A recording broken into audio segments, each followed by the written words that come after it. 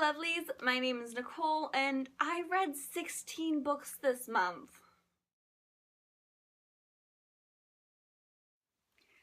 So yesterday I'm doing my November wrap up, and if things look a little cleaner and prettier and nicer, that's because I got a new phone. It's very exciting, and because I film these on my phone because I don't have a camera. So yeah, let's talk about books now. Alright.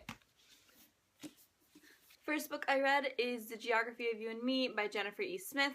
This one was about two teenagers in New York who meet during a power outage, and then afterwards they go their separate ways.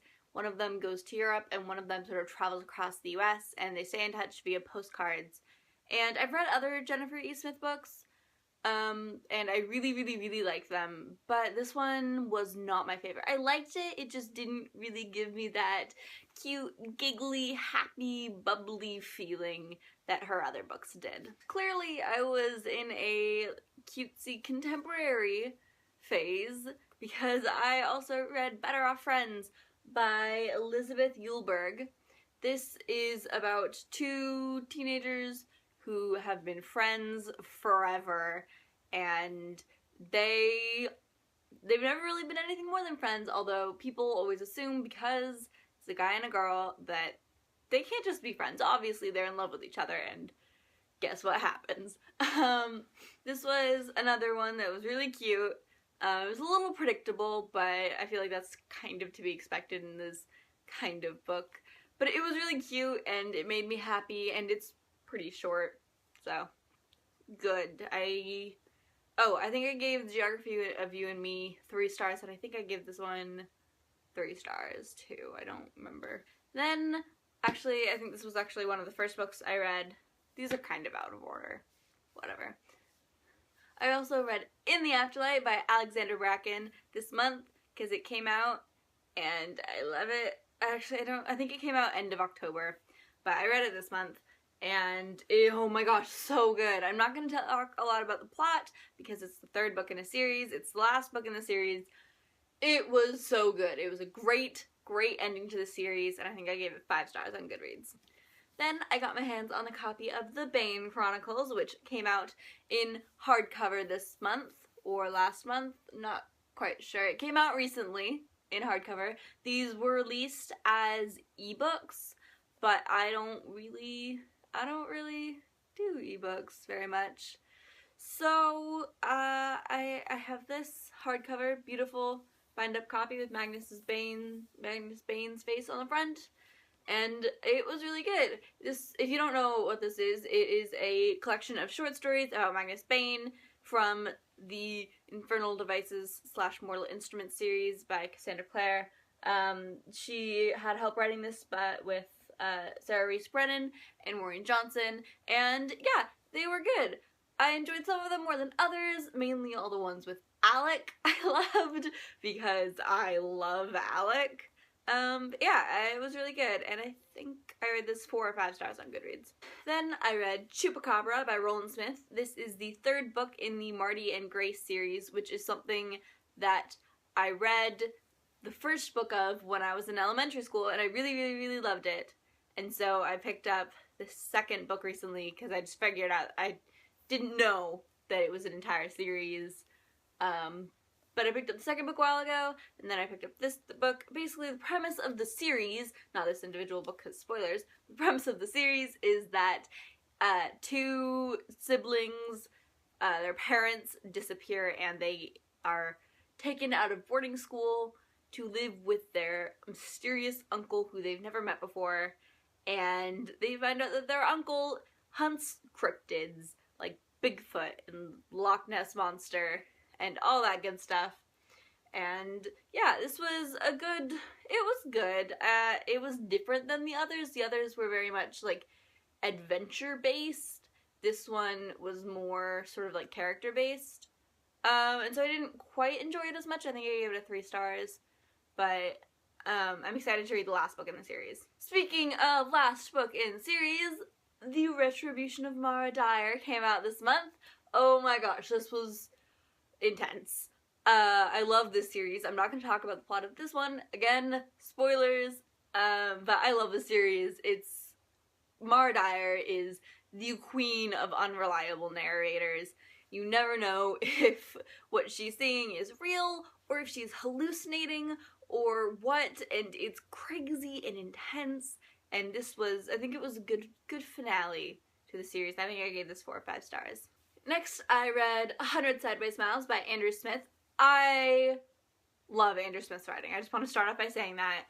I absolutely adore Andrew Smith's writing. This is about a teenage boy who views the world, instead of in seconds and minutes, in miles. He calculates it by how long it takes for us to travel around the sun, like how many miles we go in a second, and that's how he calculates time. And it's just sort of him interacting with a girl and his best friend. Excuse me. And I enjoyed it. It was not my favorite of Andrew Smith's books. It was also significantly shorter than his other books. I liked it, didn't love it, but I did really enjoy it. So I think I gave this one 4 stars.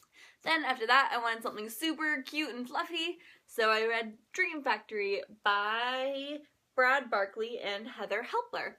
And this was one that I didn't expect a ton from. It's about, the premise of this is that all the cast of people who play the characters at Disney World go on strike, and so a bunch of teenagers come in and take their places. This one kind of surprised me by how much I enjoyed it. I expected it to be really kind of cheesy and kind of fluffy and stupid, but I actually really enjoyed it. It was fun, it was light, it was fluffy, it was cute. I really enjoyed the 2 main characters.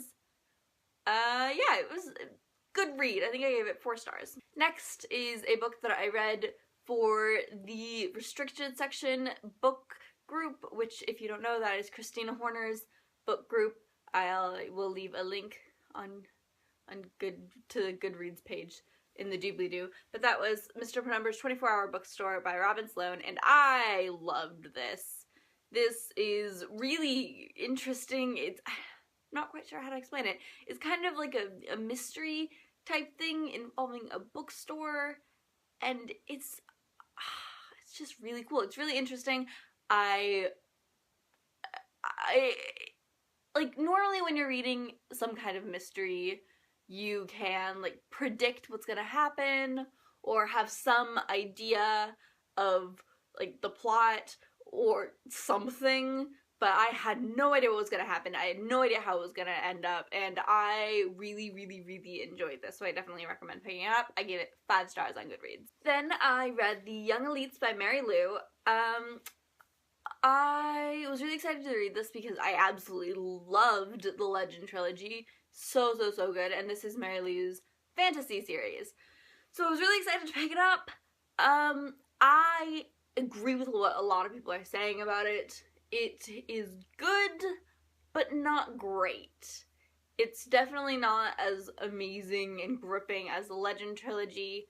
One thing that I do think I need to take into account is the fact that it's the first book in a fantasy series. So there's a lot of setup, a lot of world building, a lot of sort of, these are the characters you're dealing with kind of thing.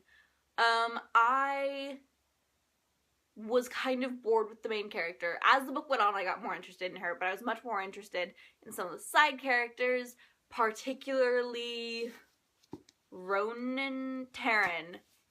Taryn, that's his name. I don't know why I thought his name was Ronan.